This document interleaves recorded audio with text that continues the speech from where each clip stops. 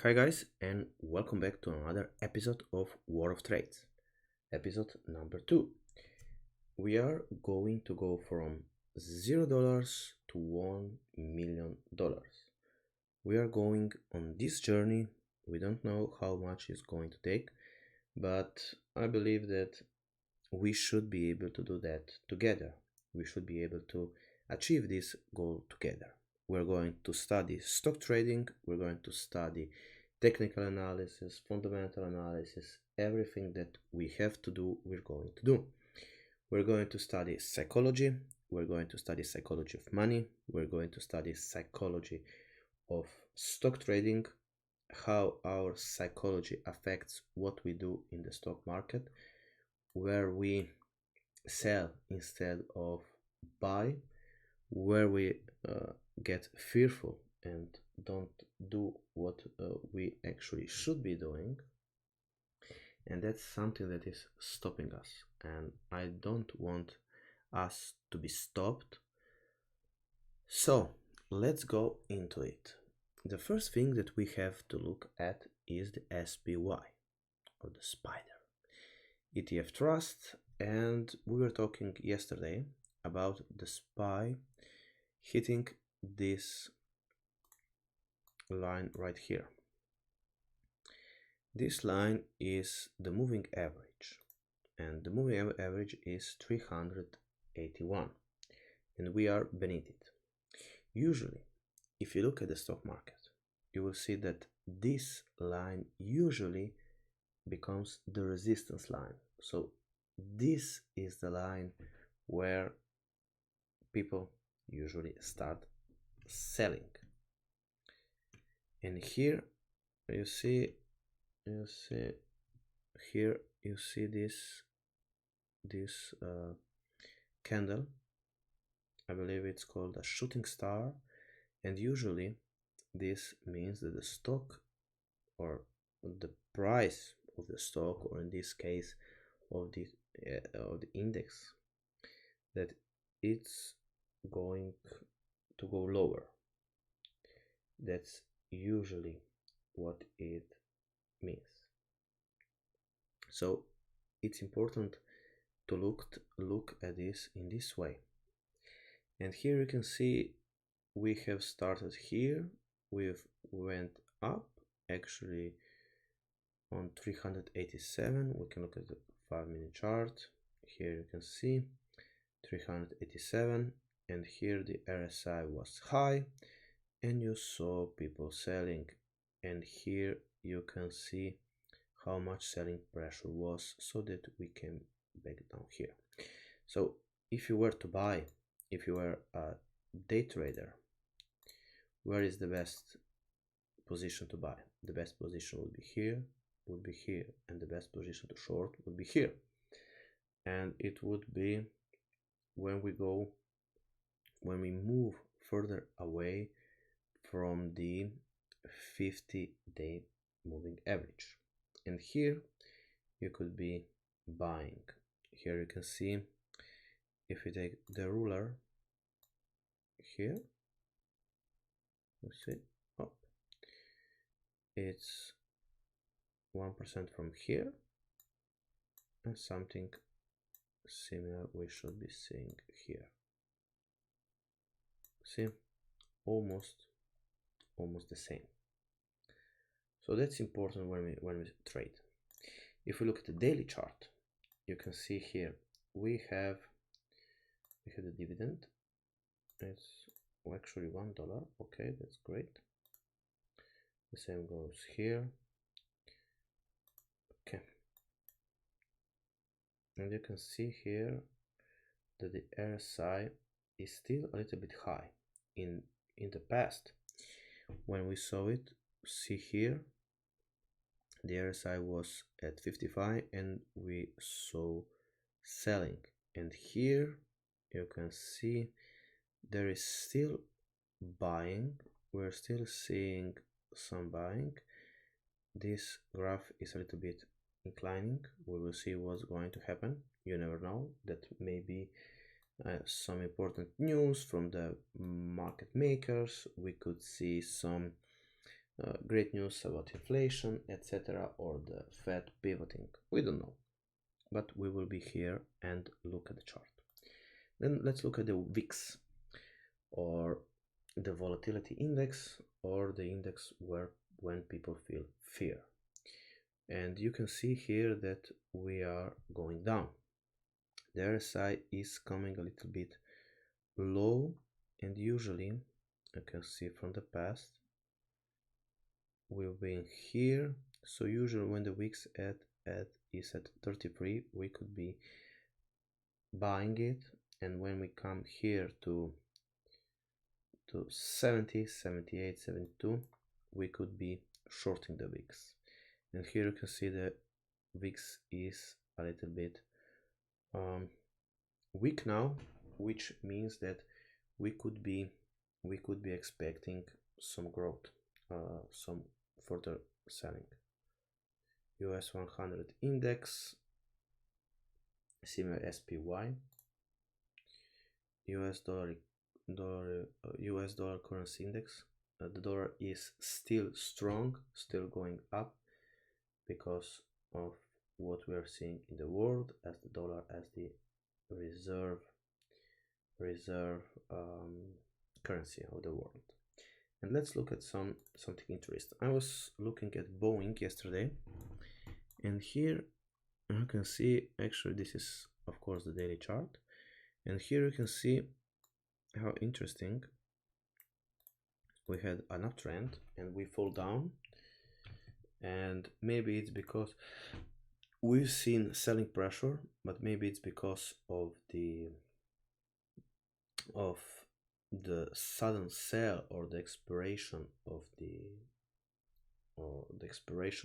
puts that the stock has risen so much, because it's hard to imagine why should this stock be up today if they had such a big disappointing news. Okay, we had some news. Boeing says EAG should approve order for 77 aircraft shares rise. Okay, so there was some news. If you look something, let's look at Tesla. What's going on? Actually, okay, for my list, the first one to rise is Shopify. I was actually buying Shopify on the way down. My average is somewhere around here, and I did not expect it to fall so much. Here was the split. Okay, but here we can see a bit reported. It was an estimate that we were going to have okay, an estimate of 70%, which is actually great, and they had a revenue bet of 25 millions. Okay, so here you can see the RSI is a little bit high, and in the past, usually when it goes this high, usually a stock drops a little. And we have ULCC, great beat. They were much more profitable than they thought in the past, and they had a little bit of a miss of 0.3% on the revenue. Not a big deal. Still, in my opinion, a great company, and I am slowly buying this company on dollar cost averaging. Of course, we're going to talk about how can we achieve our goal of $1 million in some 1 or 2 years. Okay, that we may be doing it faster. Okay, Shift Technologies today is a little bit up, probably because it was oversold and it was due to a rebound we had. Okay, probably because it cannot go at the moment. We will see. Teladoc, if I read they had some great news. I don't know why they don't have here some data about it, but okay. Upwork, also some great news. So they were more profitable than expected. They are still negative on the share, but they are getting closer. They had $158 million. Okay, so this is still good. Let's look at Tesla. Okay, they had a beat. They were much more profitable than in the past. $1 per share, but they came short of revenue, 2.4%, which is 500 millions. Okay, interesting. JP Morgan. Okay, if you're good, okay, they had earnings beat. Okay, 500 millions more than expected, great. And they were much more profitable. So if you were to look just at this, then JP Morgan would be a better stock to buy than Tesla, but Tesla can surprise us. Okay, here we have on the RSI, they are still up. Okay, interesting to see. But Tesla, if you were to, here you can see the RSI is still weak. Here was still, you can see here when we come down to these levels, it usually means that the stock is going to rebound. And as you can see here, if nothing bad happens, then the stock is going to rebound. Okay, let's look at Palantir. Palantir, okay, doing okay still. We're still moving in this channel right here. On the other side, we're still a bit high, but we are clearly waiting for the results. Oh, let's look at SoFi, that I'm interested in.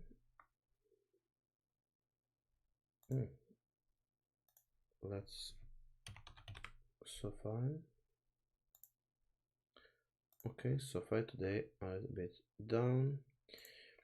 We clearly can see that SoFi has done great in this past. So here they beat the estimate. Here again, and you can see here that they improved, they're improving, and they were actually, you can see here that the surprise was of 6%, which is great. Surprise of 2%, surprise of 11%. So they are clearly improving.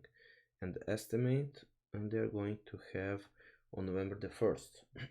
We're going to see what happens, but still it's actually, you can look at it and you can see that it is moving similar as Palantir.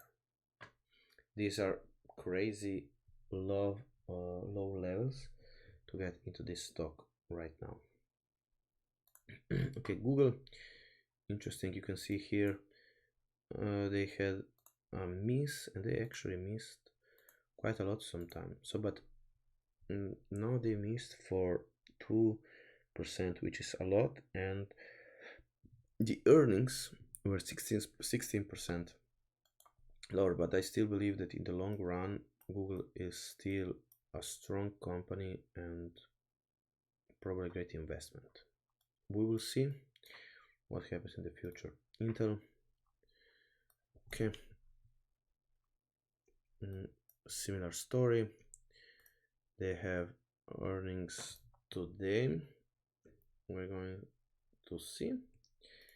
Neo, okay, of course, falling down. Xpeng on some fear. Lee, the same. IDX, okay, so it is all falling right now. Let's look at Ethereum. Ethereum, we had a great run yesterday, and here you can see we were a little bit too much overbought. So and here we still have the resistance line at around 100 and 1725. So we will see. And another thing to look at yesterday was interesting was Doge. Okay, Doge is still holding strong. We are still a little bit overbought, if you can see here, and maybe we will see another plunge. Here you can see that this 200-day moving average of 0.078 is a strong resistance line where it's hard to break. and we will see what's going to happen with Doge. When I'm swing trading, I have actually sold it a little bit and still keeping some, and dollar cost averaging. In this sort of market, it's very hard to swing trade, so it's why here you can see then on May 21 we were at almost $1, so it has the potential, and I believe that if the crypto market, crypto winter is going to end soon, I believe we're going to see some big gain in this. So I hope you enjoyed this episode, the second one. On the first one, actually, we got a few views, which is great because it's the start. We are trying to get better, we're trying to become better traders, we're trying to be better at giving you some knowledge and what can you expect. Maybe in the future we could look at some also some other indicators like the TLT, which is treasury bonds. Okay, I'm looking at this. The tick is also interesting to see and to form, and the ADD cumulative tick. So it's interesting to see that when this is high, usually the market is taking a dip. So this can mean a lot of things, but okay, we're going to go after that in some of the future episodes, and until next time, I wish you all the best and good luck in the market, guys.